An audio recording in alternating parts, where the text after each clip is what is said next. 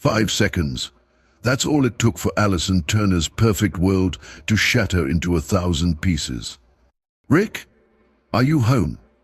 A voice echoed through their expensive Chicago brownstone as she noticed unfamiliar stiletto heels by the staircase.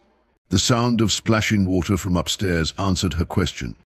Her heart pounded as she climbed those stairs, each step heavier than the last. Outside their bathroom door, she called her husband's cell phone and heard it ring from inside. At work, of course, he lied through the phone. In the middle of a Zoom meeting.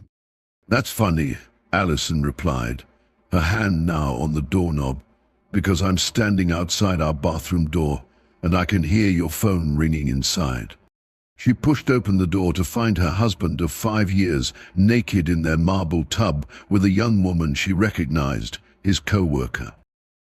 But this devastating betrayal would lead Alison down an unexpected path, straight into the orbit of Maxwell Harrison, a billionaire CEO worth over $4.5 billion, who would become obsessed with making her his wife. However, his intense pursuit would reveal secrets even more disturbing than her husband's affair. From humiliating heartbreak to a dangerous obsession masked as devotion, Alison's journey will leave you questioning, how well do we ever really know the people we let into our lives? If stories of shocking betrayal and unexpected second chances captivate you, hit that subscribe button and notification bell now. Drop a comment sharing your thoughts on forgiveness. Can some betrayals ever truly be forgiven? Only months before catching her husband in their bathtub with another woman, Alison Turner was living what many would call the American dream. At 32, she had climbed the corporate ladder at one of Chicago's most prestigious marketing firms, recently earning a promotion to team leader for their highest profile accounts. Her corner office overlooked the gleaming skyline, a daily reminder of how far she'd come from her modest Midwestern roots. Her professional success was matched only by what appeared to be an idyllic marriage. "Rick and I met during our senior year at Northwestern," she'd tell friends with genuine warmth. "We clicked immediately, both ambitious but grounded Midwesterners building a future together." Their wedding at the Chicago Botanic Garden had been featured in local magazines. Their Lincoln Park brownstone was showcased in design blogs.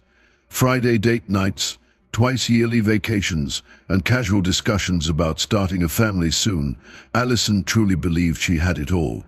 But beneath this glossy exterior, cracks had begun to form.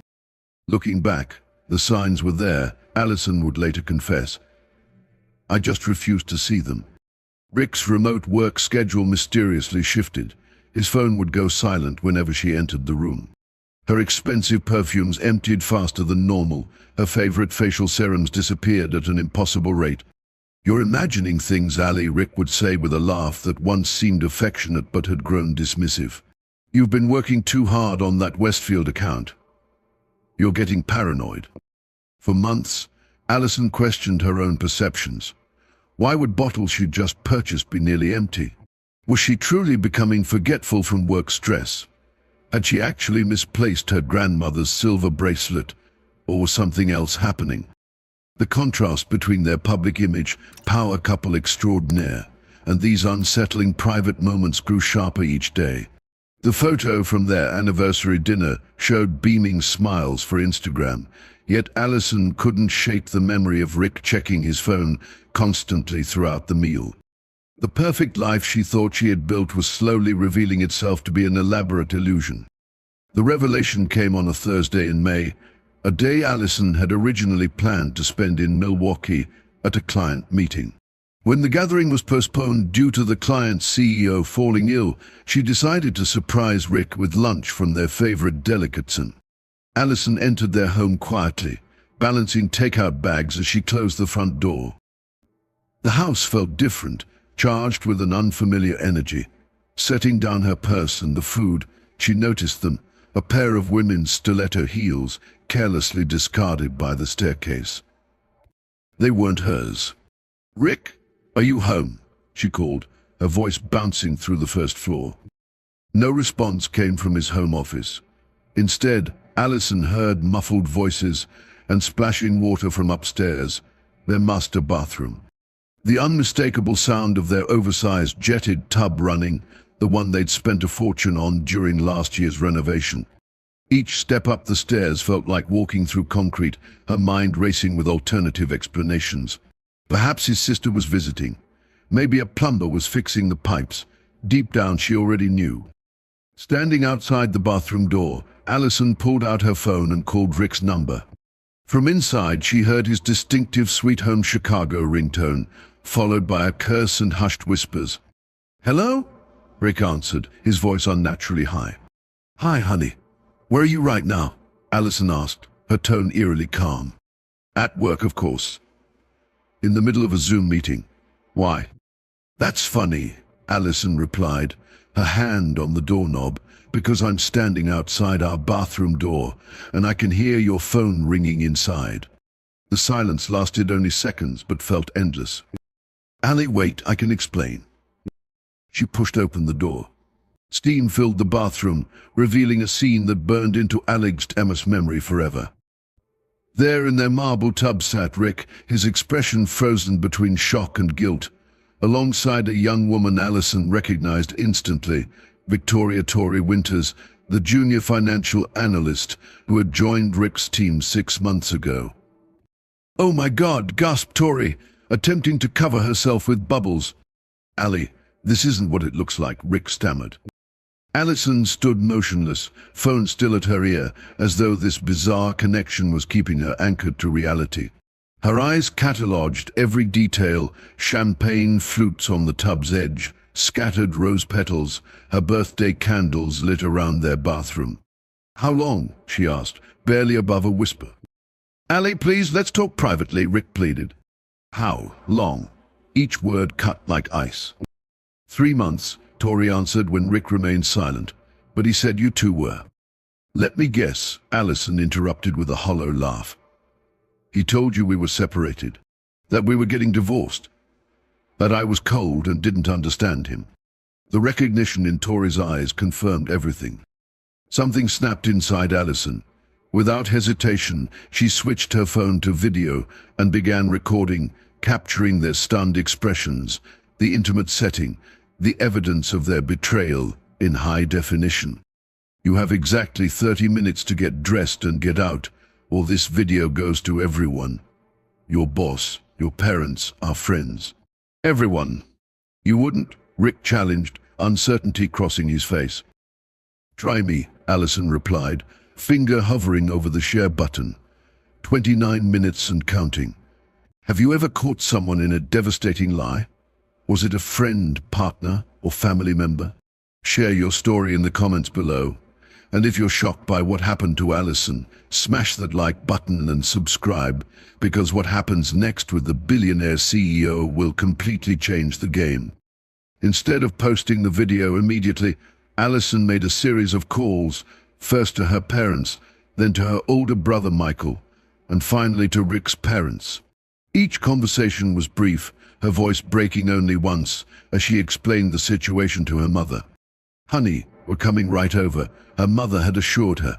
"Don't do anything until we get there." By the time Rick and Tori had dressed and skulked downstairs, Allison's support system had assembled in the living room. Her father Robert, a retired judge, sat stone-faced on the sofa. Her mother Patricia clutched her hand supportively. Michael paced by the window, his expression thunderous, and most devastating for Rick, his own parents, Harold and Margaret Turner, stood in shocked silence by the fireplace. "What is this? An intervention?" Rick scoffed, though his bravado faltered as he met his father's disappointed gaze. "Richard Allen Turner," his mother began, using his full name as she had when he was misbehaving as a child. "I raised you better than this." What followed was 2 hours of painful confrontation. Tori, mortified by the family gathering, attempted to slip out unnoticed, only to be stopped by Michael. "You don't get to just walk away from this," he told her firmly. "You're equally responsible." Under the collective pressure of both families, Rick eventually admitted to not only the affair with Tori, but also to gaslighting Allison about her missing items. Tori had been using Allison's expensive cosmetics and perfumes during their rendezvous. He had even borrowed some of Alison's jewelry for Tori to wear during their secret dates, pieces that Alison had reported missing weeks ago. "I thought I was losing my mind," Alison whispered, the realization of how thoroughly she had been manipulated washing over her. "You made me think I was crazy." "I just panicked," Rick admitted. "It started as a one-time thing, but then—" "Save it," Robert interrupted. "My daughter deserves better than your excuses." Harold Turner, a respected attorney himself, turned to his son with a gravity that silenced the room. "Rick, I'll give you some legal advice as both your father and a lawyer. You need to agree to Alison's terms, whatever they may be. What you've done, the gaslighting, the theft of her property, that's not just infidelity. There are legal implications here." By evening's end, Rick had signed a hastily drafted separation agreement, acknowledging his infidelity and agreeing to move out immediately. Tori wrote a check for the value of the items she had used, her hands shaking as she signed it. And Alison, exhausted but resolute, watched as her husband packed a suitcase and walked out of their home. "I'll be at the Marriott downtown," he told her as he left. "We should talk tomorrow when things are calmer." "Don't count on it," Alison replied, shutting the door firmly behind him. The weeks following Rick's departure passed in a blur for Alison. She took a 2-week leave from work, grateful for an understanding boss who had recently gone through a divorce herself. The video evidence remained on her phone, unused but providing a sense of security should Rick attempt to rewrite the narrative of their separation. 1 month after the bathroom incident, Alison returned to work full-time, channeling her energy into her projects with renewed focus. Her team was finalizing a major campaign pitch for Harrison Developments, one of the largest real estate and investment firms in the Midwest, owned by billionaire Maxwell "Max" Harrison. "This account could change everything for us," her boss Laura explained during a strategy meeting. "Harrison Developments is expanding their luxury residential portfolio, and they want a complete rebranding. Maxwell Harrison is known for being hands-on with his marketing. He'll be at the presentation." Alison nodded, welcoming the professional challenge as a distraction. "I'll have the presentation ready by Thursday. We'll knock his socks off." On presentation day, Alison arrived early at Harrison Developments' downtown Chicago headquarters. Her team was escorted to a sleek conference room on the top floor, with panoramic views of Lake Michigan. As they set up, Alison felt a curious mix of nervousness and confidence. This project represented something important, proof that her professional identity remained intact, despite her personal life falling apart. At precisely 10 a.m., Maxwell Harrison entered the room, flanked by his executive team. Alison's first impression was one of understated power. Unlike the flashy executives she often encountered, Harrison carried himself with quiet confidence. Tall and broad-shouldered with salt and pepper hair, he wore a perfectly tailored navy suit with no tie. "Ms. Turner," he said, extending his hand as his eyes met hers. "I've heard impressive things about your work." "Mr. Harrison," she replied, her handshake firm. "We're excited to share our vision for your expansion project." For the next hour, Alison commanded the room, presenting a comprehensive rebranding strategy. Throughout her presentation, she noticed Harrison watching her intently, his focus unwavering even when other team members spoke. He asked insightful questions that Alison answered confidently, occasionally challenging his assumptions with data-backed alternatives. When the presentation concluded, Harrison addressed the room. "Thank you all for your time and preparation. This is exactly the fresh perspective we've been looking for." His eyes found Alison's again. "Ms. Turner, would you be willing to discuss some additional thoughts over lunch? There are aspects of this campaign I'd like to explore further."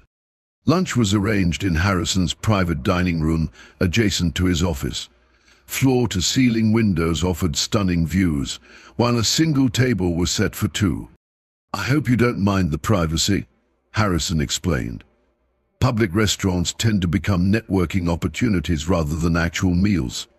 As their meal progressed, The conversation shifted from marketing strategy to broader discussions about architecture, design, and Chicago's evolution. Allison was surprised by Harrison's genuine interest in her opinions and his willingness to share personal insights about his business philosophy. "Most people think real estate development is just about buildings and profits," he told her, leaning forward slightly. "But I've always seen it as storytelling. Each property has a narrative about the community, the people who will inhabit the space, the legacy it creates." The lunch stretched to nearly 2 hours. As they concluded, Harrison made an unexpected proposal. "Allison, if I may, I'd like you to be the direct liaison on this project. Your vision aligns precisely with what I've been trying to articulate to my team for months." Over the next several weeks, Allison found herself in frequent contact with Max Harrison. What began as project-related calls and emails gradually evolved into longer conversations and additional lunch meetings. Harrison was always professional, but there was an undeniable undercurrent of personal interest that both flattered and unsettled Allison. He requested another meeting. Allison told her friend Diane over drinks one evening. "That's the third this week. We could honestly handle most of these discussions via email or conference call. And you're complaining because..." Diane raised an eyebrow. "Allison, a gorgeous billionaire, is clearly interested in spending time with you. This is not a problem." Allison sighed, swirling her wine thoughtfully. "I'm not ready for anything like that. My divorce isn't even finalized yet." "No one's saying you have to marry him," Diane countered. "But maybe having someone appreciate you isn't the worst thing right now." The divorce proceedings were moving forward smoothly, largely because Rick seemed determined to resolve things quickly and quietly. His company had transferred him to their Seattle office, a move Allison suspected was partly to escape the professional embarrassment of the situation. Meanwhile, Max Harrison's interest in Allison became increasingly obvious. Project meetings would end with invitations to preview new properties or attend charity galas as his guest. Expensive thank-you gifts arrived at her office after productive sessions, a rare first-edition book on Chicago architecture she had mentioned admiring, a handcrafted leather portfolio from an artisan she had once written about in a blog post. "How does he even know these things about me?" Allison wondered aloud to Laura after a particularly thoughtful gift arrived. "He's worth billions, Allison," Laura replied pragmatically. "People with that kind of money have resources. And clearly, he's using them to learn about you." The governor's ball was a highlight of Chicago's social calendar, drawing political figures, business leaders, and local celebrities. Max invited Allison as his companion, framing it as a business opportunity while making it clear he enjoyed her company beyond their professional collaboration. The evening generated unexpected media attention. By morning, photos of Max looking at Allison with undisguised admiration were circulating in Chicago's society pages with headlines like "Harrison's New Muse, Billionaire Developer Besotted at Governor's Ball."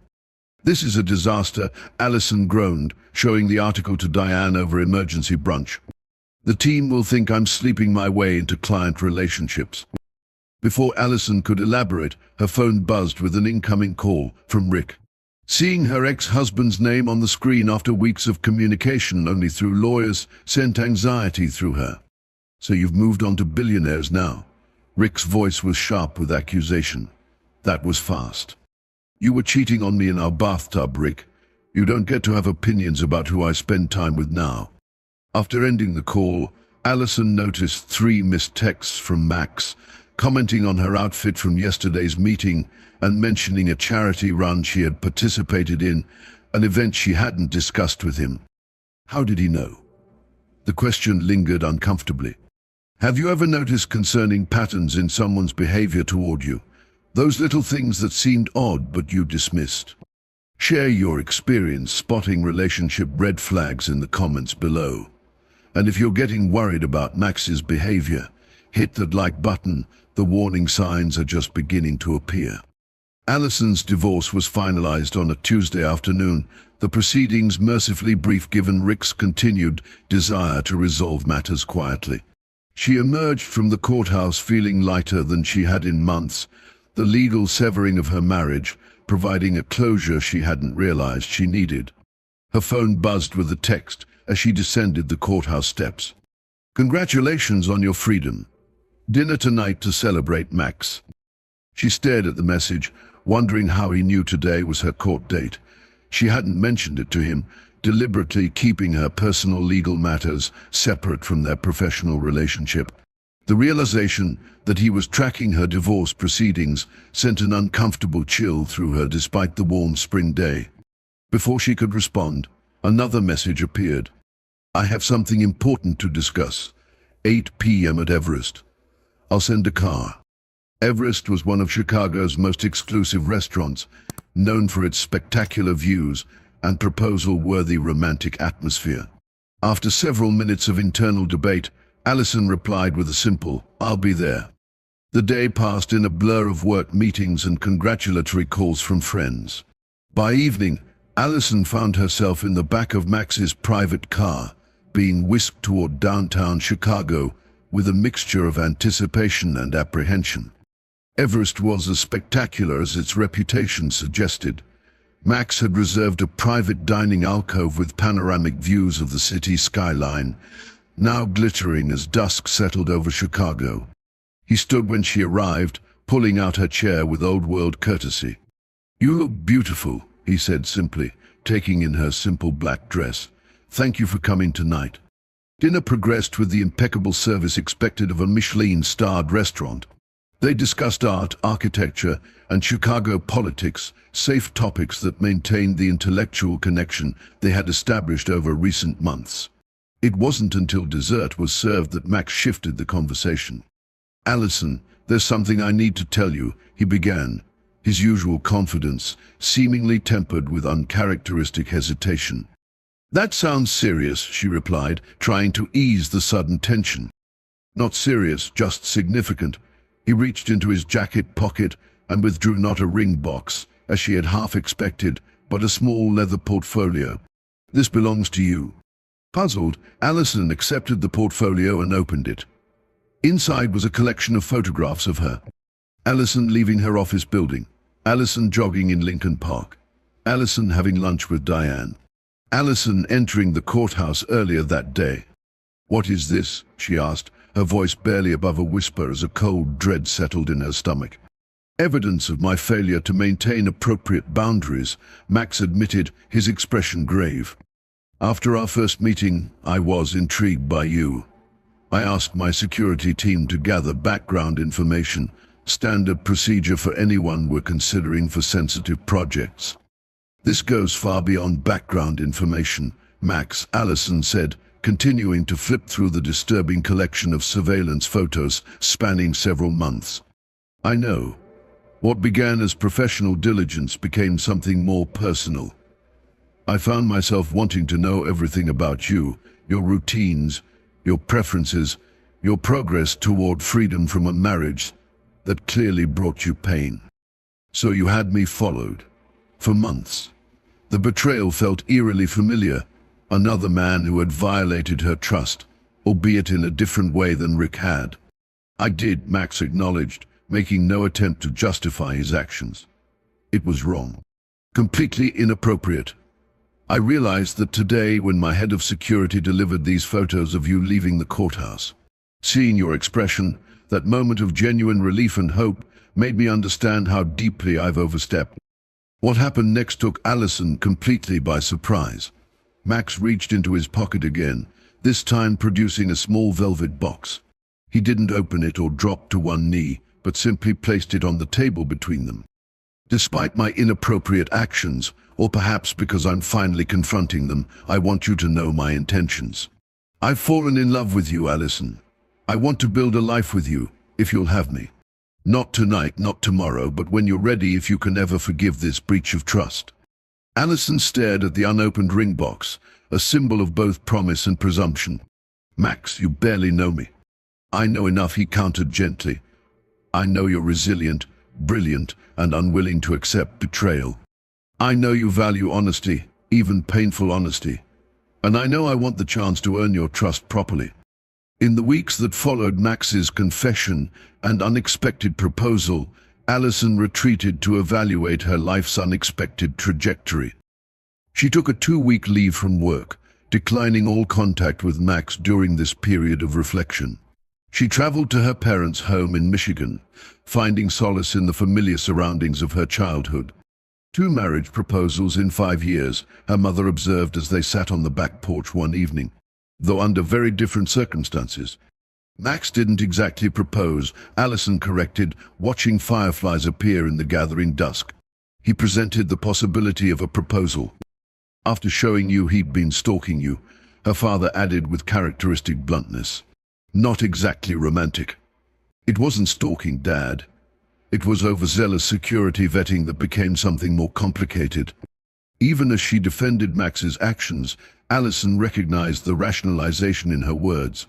But yes, it was a violation of privacy, a significant one. The question isn't whether what he did was wrong, it clearly was, her mother said thoughtfully. The question is whether his willingness to confess outweighs the original transgression. This was the central dilemma Allison had been wrestling with. Max had violated her privacy in ways that echoed Rick's betrayal, yet he had voluntarily exposed his actions, seemingly prepared to lose her, rather than continue a relationship founded on deception. There was a strange integrity in that choice, however belated. Rick lied to my face for months, Allison said quietly. He made me question my own sanity. Max crossed serious boundaries, but then chose to be honest when he could have hidden it forever. Honesty after wrongdoing isn't the same as not doing wrong in the first place, her father pointed out. No, it's not, Allison agreed. But it's something different than Rick's behavior too. Each night, Allison weighed these 2 betrayals differently. Rick's affair had been deliberate, calculated, sustained. Max's surveillance began as standard business practice, but evolved into something inappropriate, yet he had stopped himself, recognized the violation, and confessed without external pressure. By the time she prepared to return to Chicago, Allison had made her decision. She would neither fully dismiss Max nor immediately forgive him. Instead, she would establish clear, firm boundaries, a framework within which trust might eventually rebuild if he proved worthy of a second chance. After returning to Chicago, Allison requested a meeting with Max, choosing a public park for their conversation rather than any private or intimate setting. He arrived precisely on time, looking both hopeful and resigned. "Thank you for agreeing to see me," he said as they began walking along the lakefront path. "I've had a lot to think about," Allison replied. "What you did, having me followed, collecting information about my personal life without my knowledge, it's not something I can easily dismiss." "I don't expect you to dismiss it," Max said. "I expect it to factor significantly into whatever decision you make about me, about us." They walked in silence for several minutes, the September breeze flowing across Lake Michigan. "Here's what I've concluded," Allison finally said. "I can't accept a proposal from someone who's known me primarily through surveillance reports, rather than genuine connection. But I'm also not willing to dismiss the potential between us based solely on your admittedly poor judgment." Max nodded slowly. "That seems fair. What does that mean practically?" "It means we start over," Allison stated firmly. "No security teams, no background checks, no surprises. Just 2 people getting to know each other properly, with appropriate boundaries and complete honesty." "I'd like that very much," Max replied, the relief evident in his voice. "And it means I'll be taking a step back from the Harrison Development's accountant work. Laura will resume primary oversight. I'll still contribute strategically, but we need professional distance if we're going to explore a personal relationship." This stipulation clearly surprised him, but after a moment's consideration, Max nodded again. "I understand, though I'll miss our working relationship." "It's a necessary boundary," Allison insisted. "One of many we'll need to establish." Over the following months, they began again, with coffee dates, museum visits, and casual dinners at public restaurants. Max attended therapy to address his controlling tendencies. Alison maintained her independence, refusing his gifts and insisting on paying her own way. They each revealed themselves gradually through conversation rather than investigation. When Max finally held her hand for the first time, 3 months into their new beginning, the connection felt earned rather than assumed. Have you had to set firm boundaries in a relationship to protect yourself? Did it strengthen your connection or reveal incompatibility? Let us know in the comments. And if you value yourself enough to demand respect, hit that like button and subscribe to see how Alison's journey with Maxwell concludes. Are you nervous? Diane asked, adjusting Alison's necklace as they stood in the preparation room of the Chicago Cultural Center. Strangely, no, Alison replied truthfully. It feels right. A year had passed since that fateful walk along the lakefront, a year of intentional dating, separate therapist visits for both Alison and Max, and the gradual building of trust between two people determined to create something authentic from problematic beginnings. Maxwell Harrison had proven himself capable of respecting boundaries once they were clearly established. The professional distance had allowed their personal connection to develop on its own merits, without the power imbalance of their previous business relationship. Remember when he tried to send you that ridiculous bouquet to your office, and you sent it back? Diane laughed, adjusting the veil. He learned quickly, Alison smiled. That was the last grand gesture for months. Instead of lavish gifts and exclusive restaurants, their relationship had evolved through honest conversations in coffee shops, walks along the lakeshore, and eventually mutual vulnerability. Max had opened up about the loneliness that had driven his controlling behavior, while Alison shared her fears about trusting again after Rick's betrayal. 6 months into their new beginning came a pivotal moment. During a private dinner at Alison's apartment, Max arrived with a familiar leather portfolio. These should have been destroyed long ago, he said, placing the surveillance photos on her kitchen table. I'd like us to do it together. They had burned the photos in her fireplace, watching as the evidence of his inappropriate fixation turned to ash, a symbolic end to the power imbalance that had marked their early connection. The proposal, when it eventually came, happened not at an exclusive restaurant or exotic destination, but during a simple morning at Alison's apartment.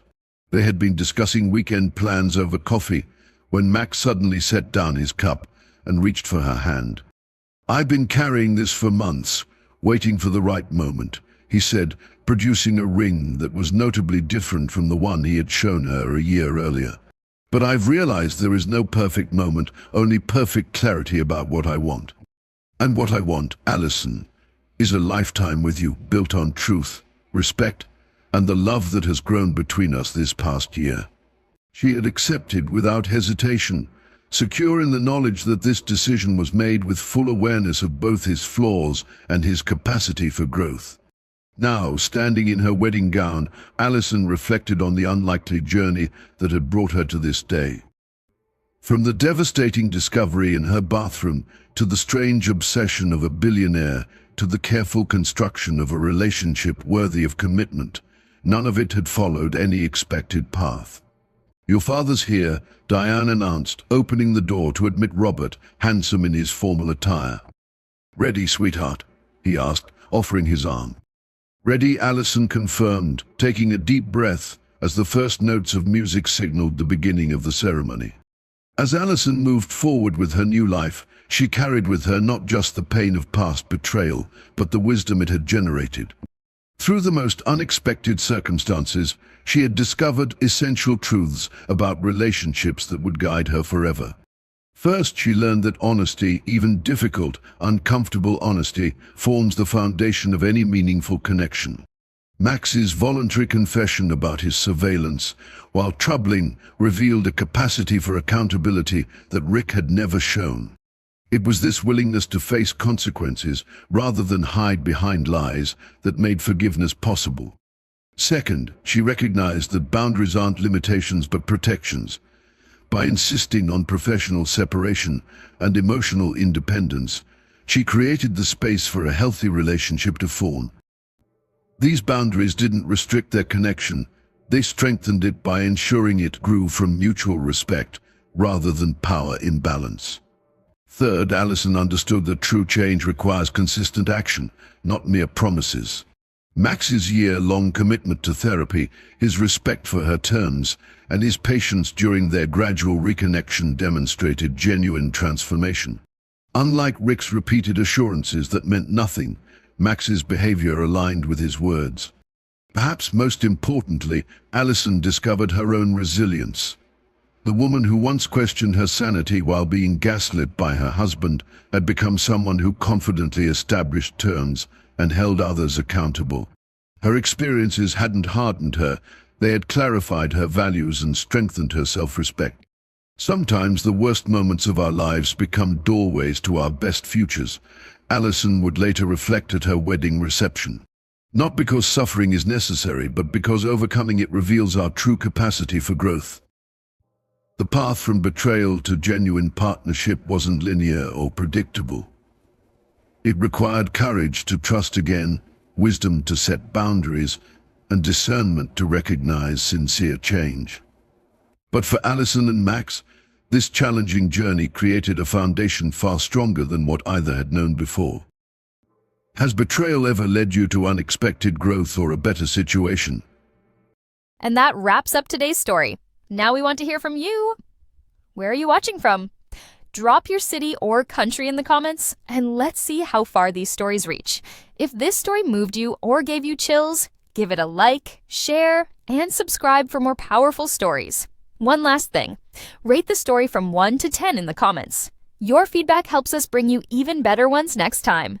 Thanks for watching. We appreciate you being part of this storytelling journey.